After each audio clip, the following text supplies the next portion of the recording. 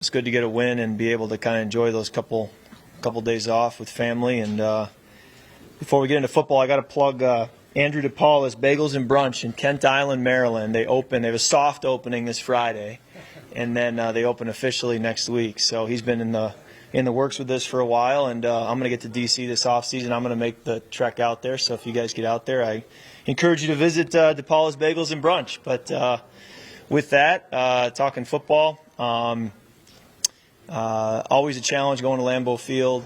They're playing really good football, and we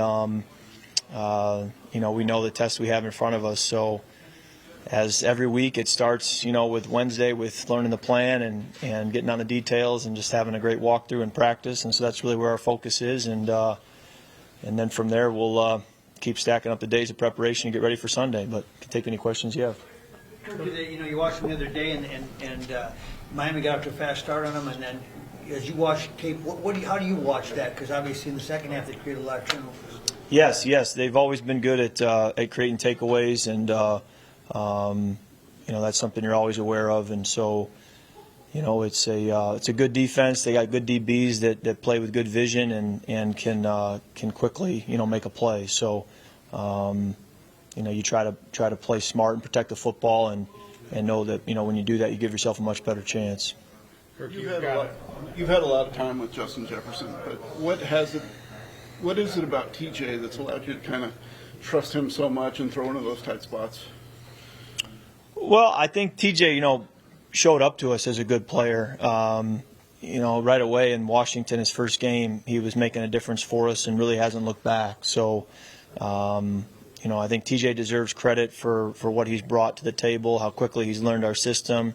But I was pretty comfortable with him from day one, having seen what he did in his pro career in Detroit, and then right away with just the confidence he gave me, knowing that he was familiar with what we were asking him to do. And then I think our coaches, have done a nice job, not only teaching him the system, but then putting him in a position to get open, make plays, and really make a difference for us. Kirk, you've had 8 fourth-quarter comebacks this year as a quarterback, which is an NFL record. What have been the keys to that? I mean, obviously, it's a higher percentage than you've had before in your career. What's been the difference? Is just the experience, the play calling, the weapons around you? I mean, what are the factors involved?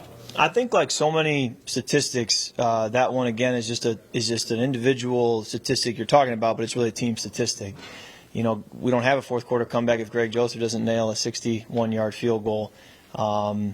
You have to have so many other pieces come together, and really your coaches have to have a great plan, in the fourth quarter, in the 2-minute drill, making in-game adjustments such that you're playing your best football in those moments. So I think it's a combination of factors that enable you to do that, but it certainly isn't a quarterback stat like maybe someone would like to describe it. It's so much more than that. But your experience being an 11th-year guy, I mean, imagine that helps in those situations. I'll always say that experience makes a difference. I think that in every phase of football, if you can say I've been here before, I've done this before, I've failed before in this moment, I think even just having been there and learned from past experiences will always help, and I don't think there's any phase of football or scenario where that wouldn't apply. Kirk, what's the biggest difference between the team that you guys handled week one and what you're seeing now?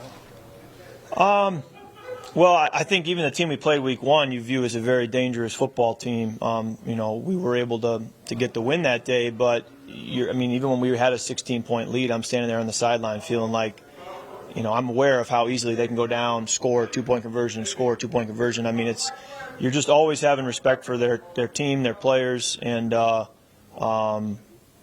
think that they've showed the last several weeks now what they're capable of, and we understand that going into this one.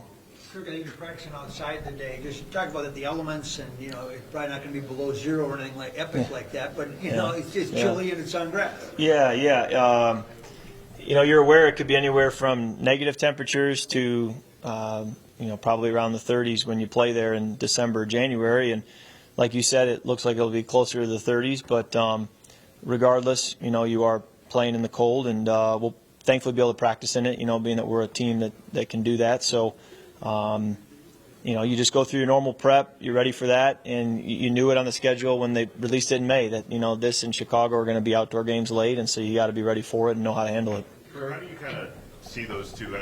people sometimes talk about how Chicago can actually be colder than Green Bay. How do those two kind of rank in terms of the cold weather places you play? Yeah, I think that it really just comes down to the individual day, because I always viewed the Mid-Atlantic as much warmer than I thought it would be when I played there. I didn't realize just how warm December could be there. And then the coldest game I ever played was up in New York City, the last game of the year in 2017, when it got down to the negatives with wind chill. And I played in Chicago in December when it's been 50 degrees. It was a record high. So it comes down to just the individual day wherever you are, and you just don't know what that's going to be until a day or two in advance. So the key is that you prepare the best you can, and then that you have a plan to handle it accordingly. Kirk, what's it mean to win the Bart Starr Award? And did you ever have a chance to meet him or anything along those lines? Or? I did have a chance to meet Bart Starr. It was 2013, week 2. We played at Green Bay, and he was there for the game, which at that time I don't think he was coming for many games, so it was unique that he was there. And we took the field as the visitor team, and he was standing by the Packer tunnel waiting for their team to take the field, and we were just standing around waiting. So I said, I may never get to meet Bart Starr again. So I ran down towards their tunnel and just tapped him on the shoulder and shook his hand, introduced myself, and just told him basically, well done. Well done on the life he's lived, and not only what he did on the football field, but who he was as a man and a person, and just the example he set, and really the foundation he built for our league. So, to win an award that has his name on it is a great honor, and then what the award stands for and what Bart stands for really means a great deal to me. Kirk, what were you doing last year when the team was over there? I was just watching on TV. How hard, Yeah. You ever missed a game other than that? Yeah. Man, I don't know. I don't think so. I broke my ankle my junior year of high school and had to watch a lot of games from the sidelines that year. But, it was tough and a unique feeling. And it was hard because Sean was out with COVID that whole week of practice. So he's going in to start the game, and he hadn't gotten a chance to really practice either. So it was just a difficult time, and kind of was a part of really a difficult couple of years around that. You mentioned a dangerous team. I mean, every game, so you want to win every game, but to eliminate this team so there's no possibility of having to play them a third time, you guys thought about that? I think really it's just focused on this week, trying to stay right in the present and just, not looking back, not looking forward, but just saying how do we handle our business best now in week 17 and try to just stay in that vacuum right now. And I think that gives the best chance to get the job done.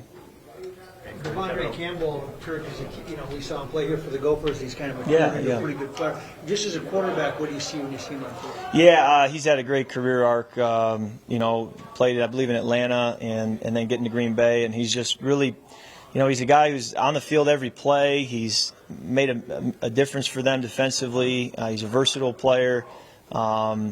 And he's just a guy who seems to be durable and accountable and just kind of what you're looking for in a linebacker. So really good football player. Kevin O'Connell said Monday that he's looking maybe to strike more of a run-pass balance. I think his quote was to kind of have our offensive philosophy come to life a little bit more. From your perspective, is that just about the play-action game, or what do you see in terms of that balance within your philosophy?